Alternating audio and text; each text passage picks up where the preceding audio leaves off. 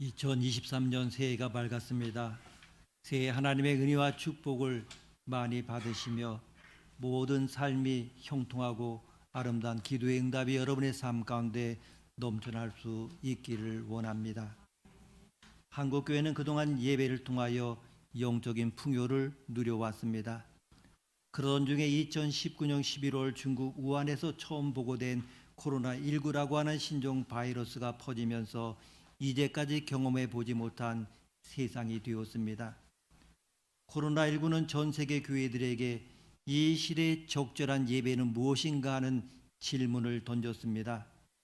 코로나19가 당황스럽고 위협적으로 교회 공동체의 위기로 다가온 것은 마땅히 있어야 했던 교회 공동체의 관심과 배려에 대한 부재 때문일 수가 있겠다고 하는 생각도 했습니다. 코로나19 바이러스는 자연을 통하여 우리 미래 사회에게 공생의 방법을 찾으라는 메시지를 전달하고 있는 것이기도 합니다. 교회 회복이 무엇입니까? 바로 교회 회복은 예배 회복이고, 예배 회복은 복음의 사람으로 새롭게 우리 자신을 회복하는 것으로부터 시작이 됩니다. 제가 생각하는 복음의 사람은 깨어지고 부서진 그런 것을 감추고 숨는 사람이 아니라 하나님의 복된 소식을 듣고서 회복된 자신을 발견한 사람입니다. 복음의 사람은 인생의 목표를 상실하고 방황하고 헤매고 있는 사람이 아니라 예수 그리스도 안에서 자신을 찾고 행복해 하는 사람입니다. 복음의 사람은 기쁜 소식이 필요한 주변 사람들을 돌아보고 그들에게 복음의 기쁜 소식을 나누며 전하게 됩니다. 이렇게 복음의 기쁜 소식을 들은 사람들이 여럿이 되면 그 기쁨을 감출 수가 없어서 공동체가 함께 기뻐하기 시작합니다. 따라서 포스트 코로나를 맞이하면서 한국교회가 회복해야 할 가장 우선적인 것은 예배 회복입니다. 그래서 이 총회 주제 보게 되면 이게 나와 있습니다마는 복음의 사람 예배자로 살게 하소서라 이렇게 정했습니다. 그리고 예배 회복과 관련된 오늘 읽은 말씀 시편 50편 5절 말씀과 로마서 12장 1절 말씀을 이렇게 정했습니다. 시편 50편은 예배의 중요성을 말씀합니다. 하나님께서 예배를 위해서 성도들을 다 불러 모으십니다. 시편 50편 5절에서 나의 성도들을 내 앞에 모으라. 그들은 제사로 나와 언약한 이들이라 이렇게 하셨습니다. 여기서 나의 성도 그리고 제사로 나와 언약한 이들이라는 그 표현을 통하여 하나님과 성도와의 관계가 제사 즉 예배로 매개되고 있음을 알 수가 있습니다. 하나님의 백성은 하나님께 예배하는 자들로 부름받은 성도들이고 하나님과 예배로 언약을 맺은 사람들이라고 하는 것입니다. 그러면 제사로 언약한 것이 무엇이냐 하는 것입니다. 하나님과 이스라엘 백성과 언약한 것은 다른 것이 아니라 평화의 언약입니다. 그들이 하나님 앞에서 어떤 죄를 지었다 할지라도 하나님 앞에 회개하고 나오면 모세의 정한 제사를 드리면 하나님께서 이스라엘 백성들에게 진노하시지 않고 그들의 모든 허물을 용서하시겠다고 하는 그러한 언약입니다. 교회는 우리를 하나님과 원수되게 합니다. 그러나 바로 이 제사가 있기 때문에 원수가 되지 않고 언제나 화평할 수가 있는 것입니다. 그뿐만 아니라 거기서 한 걸음 더 나가서 이스라엘 백성들이 다른 이방 백성을 위하여 제사를 드리고 기도하면 하나님께서 그 이방인들의 죄악까지 용서해 주시겠다고 하셨습니다. 이것이 바로 평화의 언약이고 레위의 언약이고 제사장의 언약입니다. 그렇습니다. 예배는 바로 회개에서 회복이 되는 것입니다. 그러면 회개가 왜 이렇게 중요합니까? 먼저 회개할 때 마음이 나오기 때문입니다. 이 말은 회개를 하는 것은 다른 사람이나 환경에 탓을 돌리는 것이 아닙니다. 내가 문제가 있다는 것을 인지하기 때문입니다. 그래서 회개가 중요한 것입니다. 교만한 사람은 회개하지 않습니다. 지적만 합니다. 화만 냅니다. 이런 사람은 회개할 수가 없습니다. 그러나 회개하려고 하는 사람은 겸손해집니다. 그리고 연약함을 고백합니다. 그렇습니다. 회개하는 마음 가진 사람만이 은혜를 받을 가능성이 있습니다. 그리고 회개하면 주님만 의지하기 때문입니다. 회개한다고 하는 것은 지금까지 자기 힘으로 살았다는 것입니다. 이제는 내가 주님만 믿고 살겠다고 하는 것입니다. 우리는 회개를 한다고 하면 자꾸 율법적인 것을 생각합니다. 술이나 담배, 탈세, 게임, 불온한 동영상 등을 생각합니다. 아닙니다. 그것 아닙니다. 회개를 한다고 하는 것은 내 생각대로 산 것을 고백하는 것입니다. 내 생각에 옳은 대로 사사시대처럼 산 것이 바로 우리의 죄입니다. 그리고 회개하지 않으면 하나님까지 비방하게 됩니다. 성경은 회개가 없는 사람들을 어떻게 말하고 있습니까? 요한계시록 16장 11절 말씀 보면 아픈 것과 종기로 말미암아 하늘의 하나님을 비방하고 그들의 행위를 회개하지 아니하더라. 아멘. 자기들이 아프고 고난을 당하게 되면 하나님을 비방합니다. 문제는 회개하지 않습니다. 결국 예배자로 설 수가 없습니다. 예배를 떠나게 되는 것입니다. 은혜를 받지 못합니다. 회개하지 않으면 다른 사람이 잘못입니다. 부정적인 눈으로 가득합니다. 그 부정적인 열매가 예배가 막히는 것입니다. 지금 혹시 예배에서 은혜를 잃어버리고 있습니까? 내가 혼자 살려고 했던 가장 큰 죄가 있습니다. 주님을 알고도 늘 염려하고 근심하는 죄가 있었습니다. 이게 바로 죄악인 것입니다.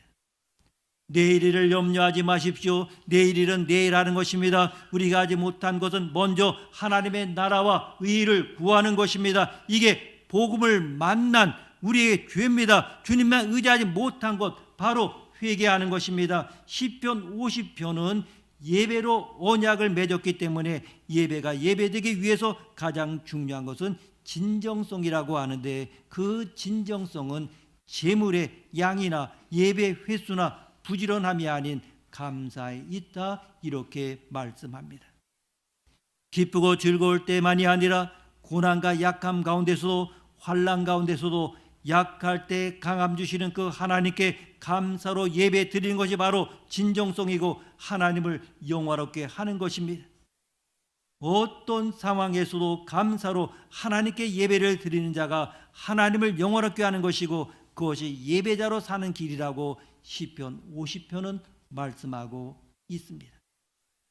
여러분, 우리가 영상으로 예배를 드리는 것도 좋지만은 예배는 분위기입니다. 성경 공부나 회의는 영상으로 가능하지만은 예배는 현장이 중요합니다. 무엇보다 우선으로 현장 예배를 회복해야 합니다. 하나님 믿지 않은 사람들처럼 먹고 사는 것에 우선하지 말아야 됩니다. 예배에 목숨을 걸어야 합니다.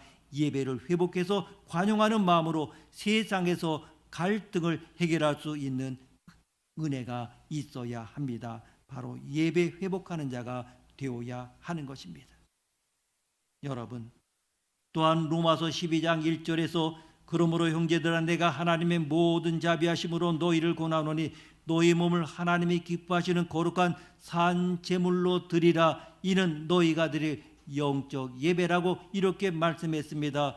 바울은 희생 제물인 죽은 짐승의 살과 피로 드리는 구약의 제사가 아닌 새로운 예배, 즉 살아있는 우리 자신을 산 제물로 하나님께 드리라 이렇게 말씀합니다. 거룩한 산 제물이 된다는 것은 타인을 위하고 존중하고 같이 기뻐해주고 잘 반응해주고 희생해주고 죽음까지도 마다하지 않는 것이 바로 자비의 삶입니다.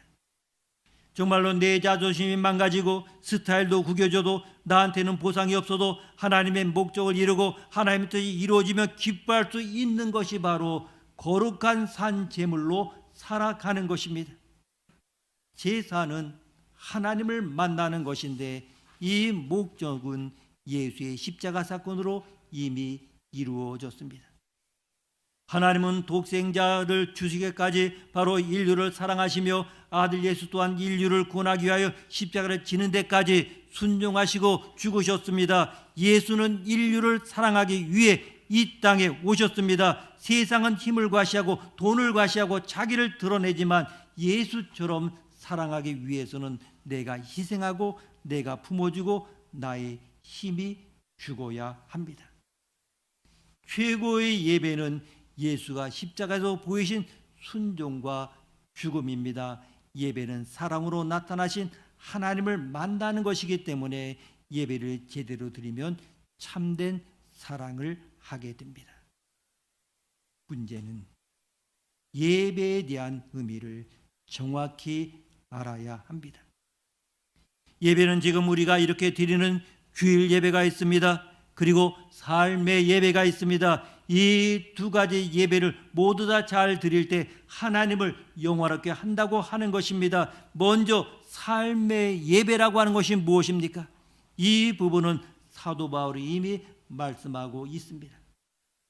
로마서 12장 1절 2절 말씀 보면 그러므로 형제들아 내가 하나님의 모든 자비하심으로 너희를 권하노니 너희 몸을 하나님이 기뻐하시는 거룩한 산 제물로 드리라. 이는 너희가 드릴 영적 예배니라. 너희는 이 세대를 본받지 말고 오직 마음을 새롭게 함으로 변화를 받아 하나님의 선하시고 기뻐하시고 온전하신 듯이 무엇인지 분별하도록 하라. 아멘. 무엇을 예배로 드리라고 하십니까? 우리의 몸을 드리라고 하였습니다. 그러기 위해서는 이 세대를 본받지 말고 매일 하나님이 원하시는 건 무엇인지 알고 드리라고 하는 것입니다. 즉 세상에 나가서 드리는 삶의 예배를 의미하고 있는 것입니다. 그런데 성경은 형식을 갖춰서 드리는 예배를 강조합니다. 바로 오늘 우리가 드리고 있는 예배입니다. 사실 삶 속에서 드리는 예배보다 공식적으로 드리는 예배를 더 강조하고 있습니다. 왜 그렇습니까? 아주 당연합니다. 이런 형식적인 주일 예배를 제대로 드린 예배자가 삶에서도 확실한 예배를 드릴 수 있기 때문입니다. 그래서 지금 우리처럼 예배당에서 예배를 드리는 것이 매우 중요합니다. 왜 그렇습니까? 공동체에서 함께 드리는 예배이기 때문입니다. 예배는 혼자 드리는 것보다 함께 드릴 때 힘이 있습니다. 하나님이 모세 한 명을 이끌고 가나안으로 온 것이 아닙니다. 바로 이스라엘 백성 공동체를 다 이끌고 온 것입니다. 성령이 임재하신 것도 무슨 골방에서 금식한 베드로만 받은 것이 아닙니다. 120명의 다락방인 교회에서 모여서 기도할 때 성령이 임한 것입니다. 사실 교회의 성장학자들은 현대 SNS가 발달해서 가상 공간에서 예배를 드릴 줄 알았습니다. 혼자 컴퓨터 앞에서 예배를 말씀을 듣고 헌금하고 아멘하고 찬양하면 되는 줄 알았습니다. 그러나 아닙니다. 왜냐하면 교회라는 공동체가 없기 때문입니다. 따라서 우리가 신앙생활을 잘 알 수 있는 것은 바로 공동체라는 단어를 기억하는 것입니다. 이런 말을 하면 공동체가 힘들어질 것인가 아닌가 생각하면 조심하게 됩니다. 공동체를 생각하면 많은 문제가 해결되고 성숙한 신앙생활을 할 수가 있습니다. 예배가 공동체로 드리기에 힘이 있는 것입니다. 마귀는 바로 이것을 잘 알고 있습니다. 그래서 쓰는 방법이 무엇입니까? 자꾸 예배를 빠지게 만드는 것입니다. 예배에 나오지 않게 하는 것입니다. 이렇게 말합니다. 하나님을 믿어야 된다. 말씀도 보아야 된다. 찬양도 해야 된다. 그런데 힘들고 어려우면 예배는 쉬어도 된다. 바로 공동체에 자주 모이지 못하게 합니다. 정말입니까? 공동체는 자주 모이지 않게 해야 된다고 유혹을 합니다. 정말입니까? 히브리서 10장 25절에 이렇게 말씀하고 있습니다. 모이기를 피하는 어떤 사람들의 습관과 같이 하지 말고 오직 권하여 그날이 가까움을 볼수록 더욱 그리하자 말씀하고 있습니다. 말세가 되면 모이기를 못하게 한다고 하는 것입니다. 모인다고 하는 것이 무엇입니까? 예배를 드리고 소모임 예배를 드리는 것입니다. 마귀는 모임을 못하게 하는 것입니다. 사실 삶의 예배와 주일 예배는 연결이 되어 있습니다. 한번 잘 생각해 보십시오. 많은 분들이 주일 예배에서 기도할 때 패배되었다는 기도를 드리는 경우가 있습니다. 하나님, 한 주간 동안 죄를 짓고 이 순간 주님 앞에 섰습니다. 용서해 주십시오. 이것은 예배자의 모습이 아닙니다. 어쩌면 이렇게 기도하는 것이 더 나을 수가 있습니다. 주님, 한 주간 동안 주님만 바라보았습니다. 주님만 의지했습니다. 그래도 부족했습니다. 그러나 이 주일 예배를 드리면서 온전한 은혜를 만날 줄로 믿습니다. 그러면 삶의 예배는 어떻게 드리는 것입니까? 물질과 일에 사람에게 관심을 갖고 사는 묵상의 삶입니다. 예수님이라면 어떻게 하셨을까? 그분을 묵상하고 동행하며 살아가는 것입니다. 가난하고 억눌린 사람에게 관심 갖고 기도하고 도와주는 것입니다. 어디를 가든지 예수의 마음을 가지고 평화를 전하는 사람이 되어주는 것입니다. 하루의 시작과 끝을 아버지의 마음을 가지기 위하여 기도로 시작하는 사람들입니다. 정말로 삶의 예배와 주일 예배가 연결되어 있고 중요한 것입니까? 구약을 보게 되면 더욱 이해하기가 쉽습니다. 구약은 하나님 앞에 드리는 예배의 모형입니다. 하나님의 백성은 예배를 드리기 위하여 두 가지 행동했습니다. 첫 번째는 구약에서는 정성스러운 제물을 준비해야 했습니다. 이것은 무척이나 까다로운 것입니다. 동물 중에 흠없고 점없는 것을 준비했습니다. 제물을 드리기 위해서 제물을 준비하는 과정, 예배를 드리게 된 것입니다. 하나님은 제물을 미리미리 준비하게 하셨습니다. 이것이 바로 예배이기 때문입니다. 저는 모태신앙입니다. 어렸을 적들이 기억납니다. 어머니가 헌금할 돈을 주십니다. 반드시 새 돈, 아주 뻣뻣한 빳빳한 돈을 주셨는데, 그러나 새 돈이 없다고 하면 토요일날 다리미로 그 돈을 가리는 것을 보았습니다. 똑같은 1,000원짜리인데 그냥 1,000원짜리와 또한 신고가 분명히 다릅니다. 하루 전날 헌금을 미리 준비해서 그리고 저에게 주시는 겁니다. 그런데 지금 생각해 보니 마음이 달랐습니다. 정말 신권이 있다면, 그러나 새 돈이 아니라도 정말 다른 일한 그 돈이 있으면 예배를 드리고 싶은 마음이 막 간절합니다. 바로 이것이 예배인 것을 이제야 알게 되었습니다. 그렇습니다. 삶에서 드리는 예배가 거룩해야 됩니다. 그래야 주일 예배에서 승리할 수 있습니다. 삶에서 드리는 예배를 실패하고 늘 우울하게 옵니다. 그러면 하나님을 만날 수 있겠습니까? 하나님께 영광을 돌릴 수 있겠습니까? 따라서 삶의 예배와 주일 예배가 연결되어 있는 것입니다. 교통하게 되어 있는 것입니다. 이 두 가지에 다 성공할 수 있는 예배자가 우리는 되어야 합니다. 그리고 구약에서는 제물을 가지고 하나님 앞에 거룩하게 드려야 했습니다. 제물이 완벽하게 되었다 할지라도 제사장에게 죄가 있으면 안 되었습니다. 이 말은 예배를 드리기 위한 실제 가정도 거룩하고 신실해야 했습니다. 실제로 하나님께 번제로 드리게 된 것입니다. 저는 제물을 준비하는 과정이 삶에서 드리는 예배라고 생각합니다. 그리고 제물을 가지고 와서 드리는 것이 주일 예배라고 생각합니다.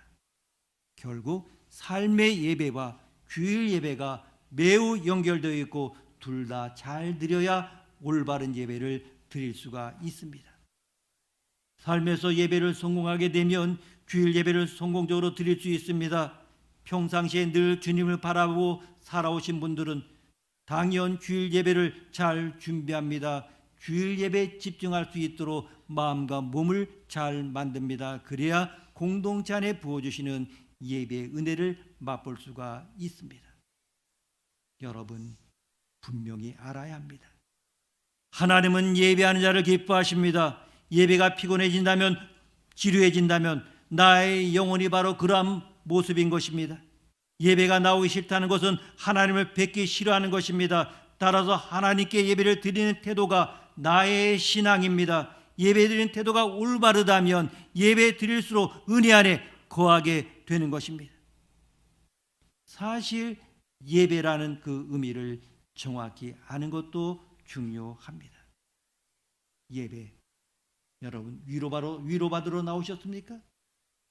예배는 내가 위로를 받는 것이 아닙니다. 나는 산 제사입니다. 산 제물입니다. 하나님께 영광을 돌리는 것입니다. 하나님께 사랑한다고 고백하는 것이 바로 예배입니다.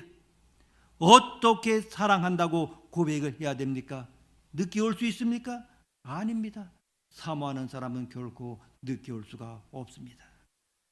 여러분, 참된 예배는 이제 세상으로 확장되어야 합니다. 하나님의 원리와 세상의 원리는 다르기 때문에 우리는 그리스도인으로서 삶 속에서 계속 고민하고 기도하면서 예배에 나와야 됩니다. 예배를 통해 하나님을 만나고 하나님의 말씀 듣고 고민하고 기도하던 문제에서 하나님의 응답을 듣고 세상으로 나가야 하는 것입니다. 그런 측면에서 그리스도인이 세상의 빛이 되어가는 것이 산 제물로 드려지는 진정한 예배인 것입니다. 참된 예배라고 하는 것은 하나님의 원리를 가지고 세상에 나가는 것이고 그것이 세상을 변화시키고 그것이 바로 복음화라고 하는 것입니다. 결국 교회가 세상을 복음화시키지 않으면 세상의 논리가 교회로 들어오게 되어 하나님의 원리로 무장해야 할 교회가 세속화되는 것입니다. 그렇기 때문에 복음의 사람들은 예배자로 사는 사람들이고 예배자로 산다고 하는 것은 예수의 십자가 사랑으로 아직 이루어지지 않은 하나님의 나라를 이 땅에 이루어 나가는 것입니다. 하나님이 기뻐하시는 거룩한 산제물로 자신을 드리는 진정한 예배인 것입니다. 마틴 루터 설교 중에 이런 이야기가 나옵니다. 오늘날 사탄과 졸개들이 워크숍을 했습니다. 주제는 성공사례 발표였습니다. 부하 하나가 말합니다. 나는 태풍을 일으키고 사고를 나게 해서 기독교인들을 모두 다 몰살시켰습니다. 그러자 사단이 화를 냈습니다. 그들은 죽었으니 모두 구원받아서 천국에 가지 않았느냐. 에이 바보들. 다른 부하가 말합니다. 저는 기독교인들을 꿰어서 영혼을 전도하는 구원 문제에 대하여 무관심하게 만들었습니다. 그러자 사단이 잘했다고 칭찬을 했습니다. 또한 다른 부하가 말합니다. 저는 지금까지 기독교 신자들에게 내일 하면 된다고 꼬였습니다. 그랬더니 이제는 완전히 게으름뱅이가 되어버렸습니다. 예배를 안 드리는 것이, 말씀을 묵상 안 하고 교회에 봉사하지 않은 것이 습관이 되었습니다. 사단은 습관을 만들었다는 것을 환호하면서 금메달을 주었습니다. 어떻게 보면 믿음 생활이라고 하는 것은 습관이라고 볼 수가 있습니다. 우리는 하나님의 음성을 듣지 못한다고 합니다. 그런데 하나님의 음성을 듣는 것도 습관입니다. 듣지 않는 것도 습관이라고 하십니다. 예레미야서 22장 21절 말씀 보면 내가 평안할 때 내가 내게 말하였으니 내 말이 나를 듣지 아니하리라 하였나니 내가 어려서부터 내 목소리를 청종하지 아니함이 내 습관이라. 교회에 자주 안 나오는 사람은 왜 그렇습니까? 이것도 바로 습관입니다. 이런 말이 있습니다. 믿음은 습관입니다. 즉 새벽 기도를 나오려면 습관적으로 나와야 됩니다. 즉 신앙생활에 새로운 습관을 갖는 것이 중요합니다. 예수님을 믿게 되었으면 예수님 중심으로 습관을 가져야 됩니다. 복음을 중심으로 습관을 가져야 됩니다. 그렇습니다. 돈을 벌어도 복음을 전하는 습관으로 벌어야 됩니다. 공부를 해도 전도하는 일도 습관적으로 해야 됩니다. 사람들을 만나도 예전에는 수다만 떤 것이 습관이었습니다. 그러나 삶 속에서 예배자로 살기 위한 습관을 바꾸고 습관적으로 해야 됩니다. 예수님을 제대로 믿는 새 사람이 되고 싶다고 하면 습관을 바꿔야 합니다. 문제는 내가 새 사람이 되지 않는다면 가장 큰 문제는 복음이 문제가 됩니다. 복음이 가짜이든지 내가 가짜이기 때문입니다. 복음이 우리에게 임했다고 하면 우리가 변해야 됩니다. 완전히 새 사람이 되어야 됩니다. 이것은 우리의 선택이 아닙니다. 그래야 복음임을 증명하기 때문입니다. 소요리 문답에서 인간의 제일 되는 목적이 하나님을 영원롭게 하는 것과 영원토록 그분을 즐거워하는 것이라고 했습니다. 어떤 상황에서도 하나님께 감사로 예배드리는 자가 하나님을 영화롭게 하는 것입니다. 복음의 사람은 하나님께 뜻하신 목적을 위해 살아가는 그 사람들이기 때문에 그 목적을 바라보고 날마다 예배자로 살아가는 사람입니다. 2023년 우리 모두 산 제물 대신 예수님을 본받아 우리 모두 다 산 제물로 십자가의 사랑을 세상에 펼쳐감으로 하나님의 목적을 이루어 가기를 축복합니다. 기도하시겠습니다. 거룩하신 은혜의 하나님, 2023년 첫날 첫 주일 주 앞에 예배드리게 하시니 감사합니다. 이제 2023년 복음의 사람으로 예배자로 살도록 은혜를 주시고 산 제물 대신 예수를 본받아 우리 모두 산 제물로 십자가 사랑을 세상에 펼쳐감으로 하나님의 목적을 이루어가게 하여 주옵소서. 존귀하신 예수님의 이름으로 기도드립니다. 아멘.